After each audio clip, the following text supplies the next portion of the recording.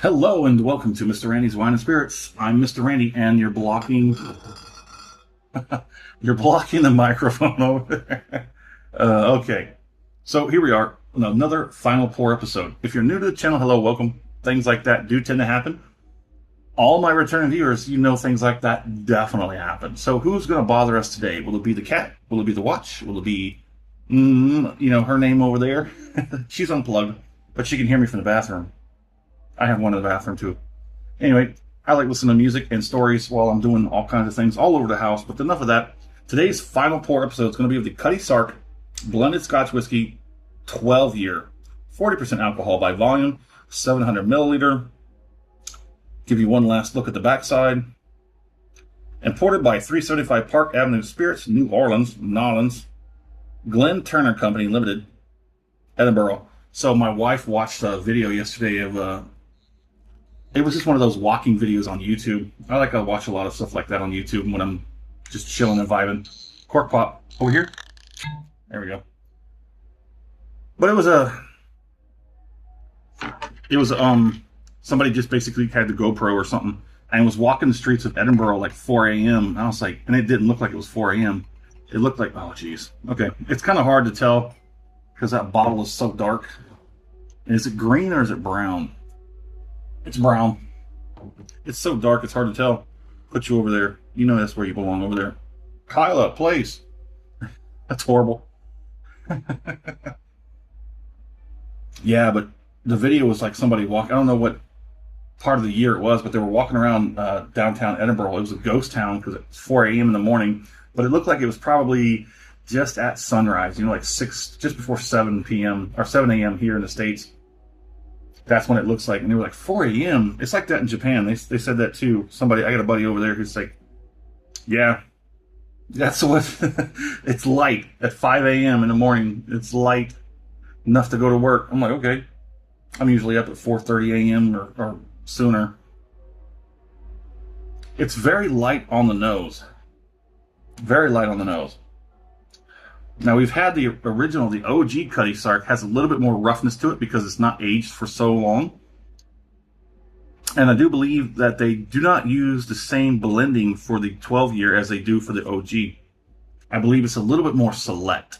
Now, they do have one more expression for the Cutty Sark. I think it's like a special rare limited blending or something like that, which makes it even less available. Heck, this one was only found in one place. It was not so local specs, but it was worth the drive. I got that, and I got several different other bottles that weren't available in my local area. But the nose is kind of soft, light orchard fruit, like a juicy apple. I don't say it's green, like a pear. It's very soft. It's got some supple caramel blending in there. The oak, the spice, and the vanilla is relatively light to mild. It's got a very delicate nose, and it's very nice. Oh, there's the watch. There's the watch. Oh, the watch takes it. How many of you bet on the watch? Come on, tell me in the comment section. How many of you bet on the watch? I also like to know how many of you bet on the cat. But, there's still time, I guess. It's got a nice nose, but it's kind of delicate, and you have to go in deep. There's not a lot of punchy ethanol to bite you when you go deep, which is nice. I think a lot of people think that's a bad thing when it doesn't have that much of a strength where that ethanol is gonna bite your nose. But you go deep, you get caramel, you get candied, I don't know, light candied orange, which is nice. Yeah, even here in the final pour, it's still got really good quality to it. Let's go ahead and get the first palating.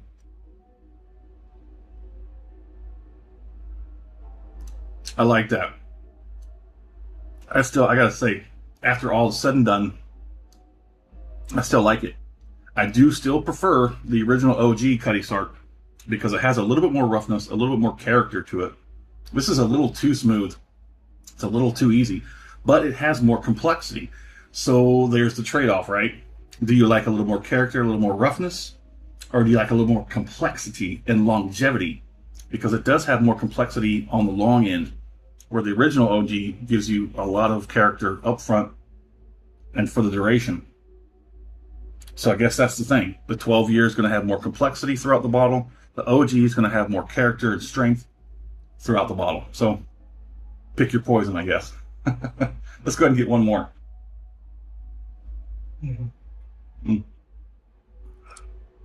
Yeah, that was a kind of, I misjudged it. I don't think I'm going to do it all in one run. Sorry. I don't think we're going to do it all in one run for the finish. But it's got some decent viscosity. Not too shabby. Comes across slightly oily on the palate, but suddenly also a light watery, a little loose on the characters. Things kind of fall apart. And you get this sort of dull aftertaste after a few seconds. I'm not getting a whole lot of warmth on the back end. I'd say probably a solid 2, if just slightly above. I don't think it's going to reach a 3 because, I mean, it's a 12 year at 40%. Don't expect a whole lot of heat in the background. Mostly I'm getting cheeks, jowls, and side of tongue. Mostly this is a low and slow and deep. Most of the tongue is pretty much tapped out, the top and the tip. I'm not really getting anything in the gums or the lips either. Not noticeable enough to really talk about it. Let's go ahead and get one more.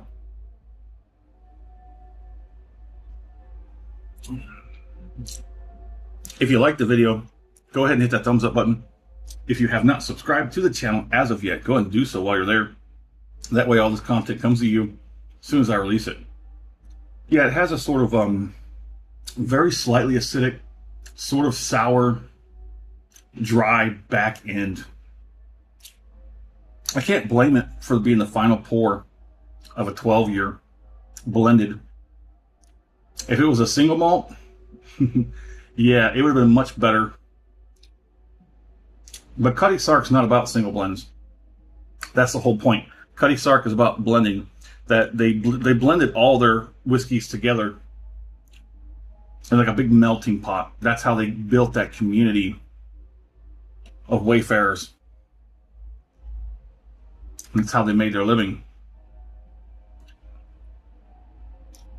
Let's go ahead and do this finish.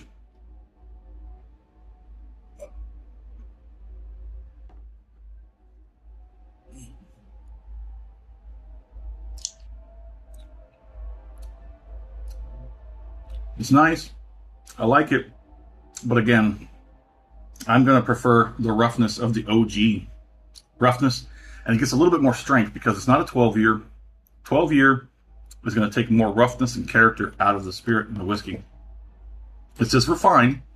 It has more complexity. But it falls apart a little too soon for my taste.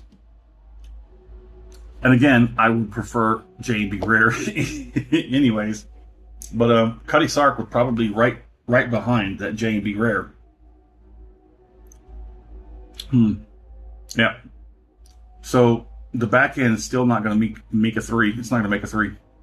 But I have gotten some gums and some lips. More gums than lips. The cheeks are definitely like scrunching up. The tongue isn't even bothering to come back. It's just done. It's trying to leave. Anywho, there it is in the comment section. Love to know where you're at. What are you currently drinking? What do you think about Cutty Sark? And what do you think about the 12 year? What do you think about comparing those two together? Which one do you like? Do you think I'm correct in my assessment of the two? And which one would you like? Let's talk about it in the comment section. And as always, thanks for stopping by here at Mr. Randy's Wine and Spirits. Have a good one.